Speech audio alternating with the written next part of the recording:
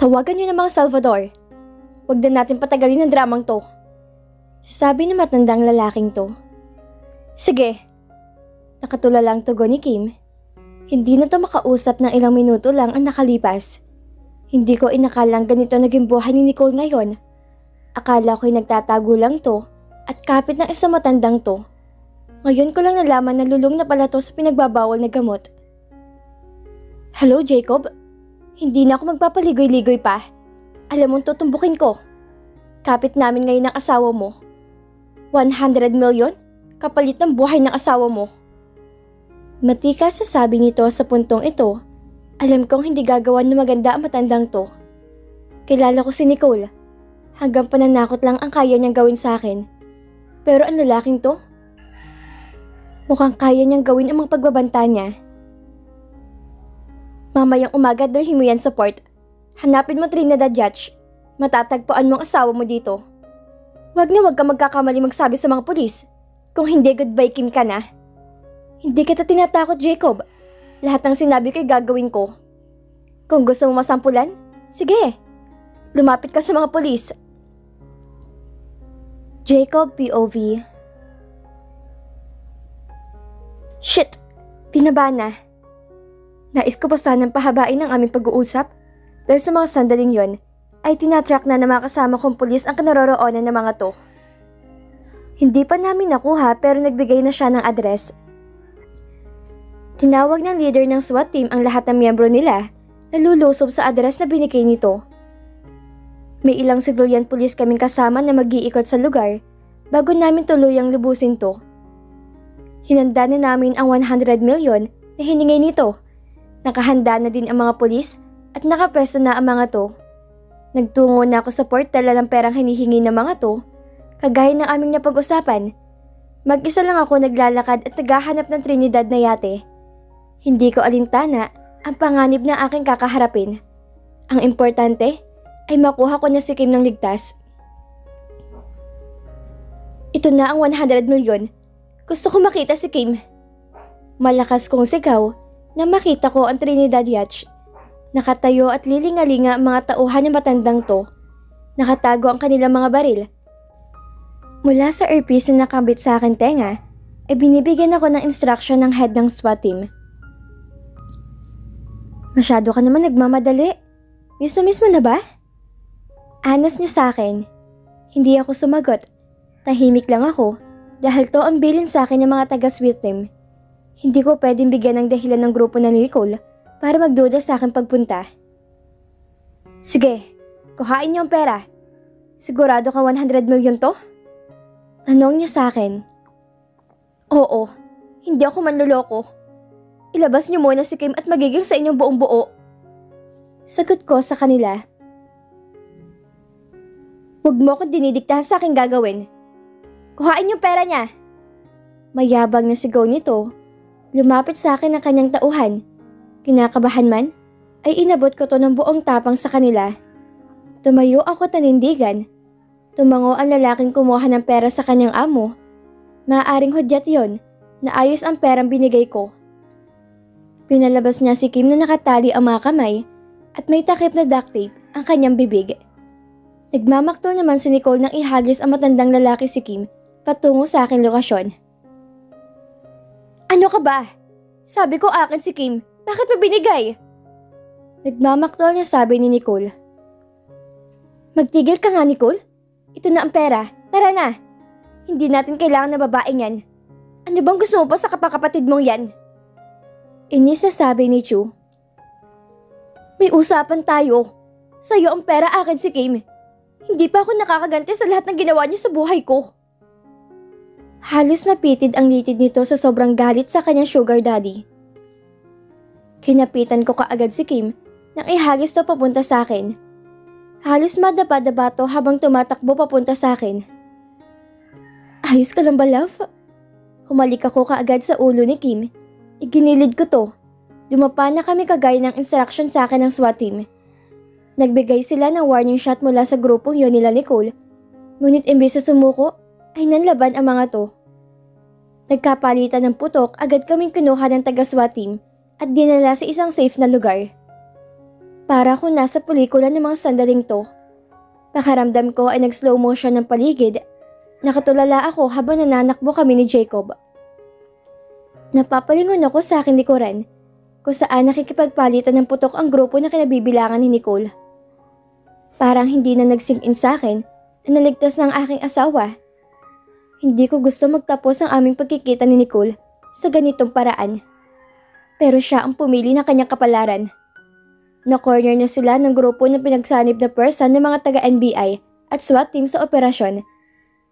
Nakita kong inulan ng bala ang grupo ni Nicole. Tad-tad sila ng bala ng armas sa kahit saang parte na kanilang katawan. Unti-unti nagsilapitan sa yate ang mga SWAT team nang biglang sumigaw si Nicole. Hanggang sa huli, Kim, hindi kita titigilan. Ikaw ang salot sa buhay ko. Hindi ko hahayaang makulong ako. Isang malakas sa pagsabog ang umalingaw-ngaw sa buong port. Pinasabog ni Nicole ang yate kung saan siya nakasakay. Malamang ay plano na taga niyang kitilin ang kanyang buhay pagkatapos niyang kitilin ang aking buhay. Kung hindi ako pinakawalan na matandang kasama niya ng dahil sa pera, malamang ngayon ay isa na din akong pulbos. Tumila po naman ang ilan sa SWAT team na lalapit sana sa yate para tingnan kung sakaling may nabuhay ba sa engkwentrong kanilang kinasangkutan. Nagtalsikan din sa ere ang parte ng yate na nagkalasog-lasog na nang dahil sa lakas ng pagsabog. Mukhang matinding explosive debit talagang kinabit ni Nicole sa yate, kaya't ganun lamang ang lakas ng pagsabog nito. Bumalik na lang ako sa aking kantinuan nang yuyuin ni Jacob ang aking balikat. Hindi ko maproseso sa aking isipan ng lahat ng nangyari. Love, wala ba ako nagawang mabuti kay Nicole para itrato niya ako bilang mortal na enemy niya? Napasubsob si Kim sa kanyang kamay habang humahagulhol. Huwag mo sisihin ang sarili mo, love. Tandaan mo, wala kang ginawang masama sa kanya. Sadyang nabulag lang siya ng matinding pagmamahal niya. Hindi naman ako humiwalay ng tingin sa kanya. Magpahinga ka muna at sa iyong pagising ay maayos na ang lahat. Makakawala ka sa sakit na dinulot nila sa iyo. Tandaan mo, lagi lang ako nandito para sa iyo, ha? Humalik ako sa asawa ko. Salamat, love. Hindi ko alam ang gagawin ko kung wala ka sa tabi ko. Mahal na mahal kita. Nanginginig pa niyang sabi. Isinakay na si Kim sa ambulansya at agad namin itong dinala sa ospital para matingnan. Ibinalita ko na din sa mga parents namin ang nangyari. Nakatulog din siya kaagad. Sabi ng doktor, ay konting pahinga at therapy lang ang kakailanganin ng aking asawa para magbalik ang dati niyang sigla. Na-trauma to sa mga nangyari sa kanya. Nakatingin ako kay Kim. Hindi ko siya iniiwan na dahil gusto kong paggising niya ay makikita niya ako sa kanyang tabi.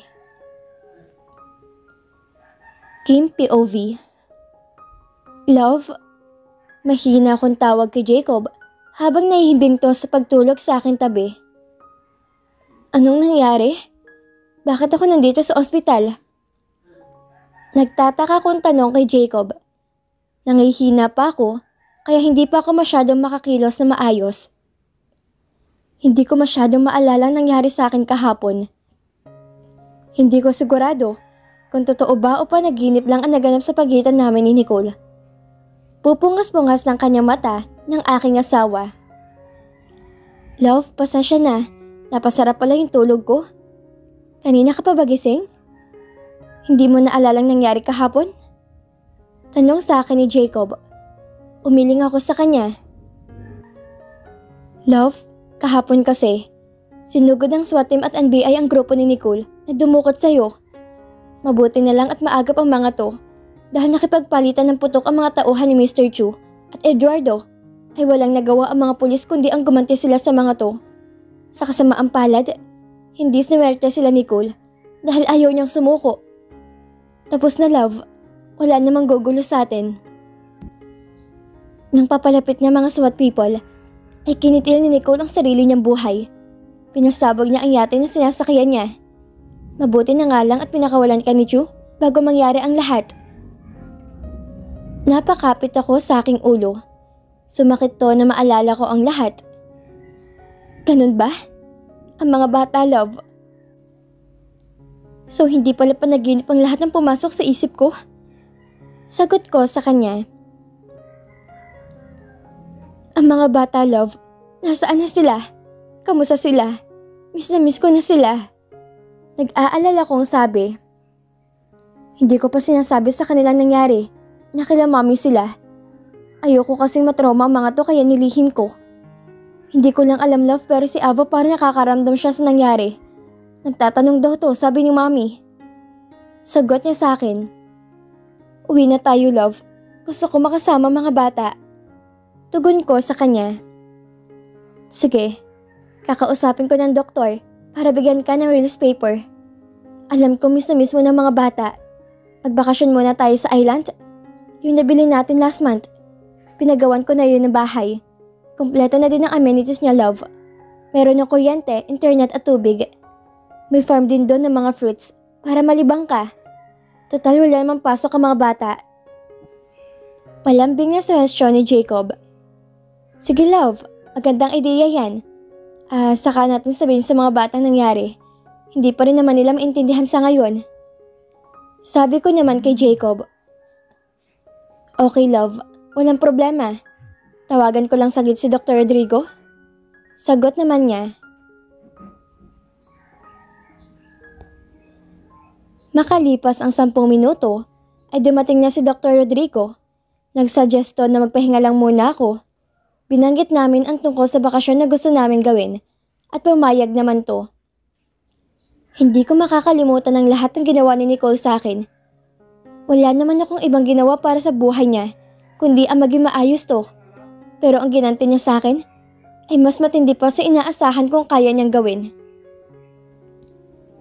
Nakatatak na yun sa isip ko. Napa-sign of the cross na lang ako at pinagdasal ang kanyang kaluluwa. Nalaman na din ni Gabriel ang nangyari at agad din tong umuwi ng Pinas para mangamusta. Galit na galit siya kay Nicole sa ginawa nito sa akin. Gayon din ako, pero wala na din naman yung tao. Sa sobrang pagiging ambisosya at ganit nila na mama, ay nagtapos sa kanilang buhay sa parehong pagkitil. Inabisuhan ko si Gabriel na ipagpadyos na lang namin lahat ang paghihirap na ginawa ni Nicole sa buhay namin. Hindi na din sumama sa amin sa island si Gabriel dahil tutulak to pabalik ng Saudi para sa last will and testament na iniwan na kanyang tunay na ama. Nakakatuwa na kinilala din nito si Gabriel bilang anak kahit sa huling pagkakataon. Masayang nagkatuwaan ng mga bata sa dalampasigan kasama nilang aming tagalinis na naglalaro sa dagat. Habang nakamasid ako sa mga to, ay yumakap mula sa akin ni Kuran si Jacob. Masaya kami naggitian. Sa wakas, natapos na din ang lahat, love. Mga salitang binitawan ko bago ako masayang nanakbo papunta sa mga bata. Sinundan ako ni Jacob na may panggigigil. After 15 years, Ava POV. Ilang taon din akong nagkaisip kung ano ba ang nangyari 15 years ago nang biglang ma-ospital si Mommy Kim. Nalaman ko lang ang totoong dahilan ng ginawa ni Mommy Nicole na makapagtapos ako ng college. Doon na sinabi sa akin nila Mommy Kim ang lahat-lahat. Napag-alaman ko din ang dahilan ng pagkakagulo ng aming pamilya dahil sa ginawang pangaagaw ni Mommy Nicole kay Papa Matthew na nalaman ko sa mga chismosa naming kapitbahay sa Luzon. Hindi naman ako nagkagalit sa tunay kong ina kasi nanay ko yon. Pasalamat ko na lang din na binuhay niya pa ako sa mundong to. Pero malaki ang tampo ko sa kanya hanggang huli dahil sa pagpapabaya niya sa akin. Huli ko siyang dinalaw sa kanyang puntod kung saan din nakagalak ang labi ni Lola Amalia noong nakaraang buwan. Nag-alay ako ng bulaklak at dasal sa kanilang puntod. Sa tuwing naguguluhan ako, ay pumupunta ako dito. Lalo na kapag nagagalit ako sa mundo. Tinatanong ko siya kung bakit niya ako nagawang iwan at pabayaan. Paulit-ulit kong tinatanong ang aking sarili kung ano bang naging kasalanan ko sa kanya. At bakit parang pagkamuhi magmula nung ako isinilang niya? Hindi ba siyang lumandi sa akin, Daddy? Kaya ako nabuo. Bakit akong pinarusahan niya nang hindi siya pinanindigan ni Papa Matthew? Hindi ko na din pinapansin ang tunay kong ama, kahit pa dumadalaw ako sa muson sa aking mga kaibigan. Dahil kahit minsan, ay hindi siya naging ama para sa akin. Naalala ko pa nung mga bata pa ako. Sa tuwing tutoksin ako ng mga kalaro ko kapag dumadaan siya, ilang beses ko siyang nilapitan ngunit inaboy niya lang ako. Kaya nagpapasalamat ako kay Mommy Kim at Daddy Jacob dahil tinuring talaga niya akong sarili nilang anak sa kabila na naging kasalanan nila Mommy sa kanila. Kaya bilang sukli ay nagsumikap talaga ako sa aking pag-aaral. Gumraduate akong valedictorian noong high school ako at naging summa cum laude as a UP Diliman sa aking kursong Bachelor of Business Management. Inalay kong aking mga award para sa mga tinuturing kong magulang na si Mommy Kim at Daddy Jacob. At dito na po nagtatapos ang kwentong pag-ibig ni Kim at Jacob. Maraming salamat po sa walang sawang pakikinig. Hanggang sa muli po. Salamat!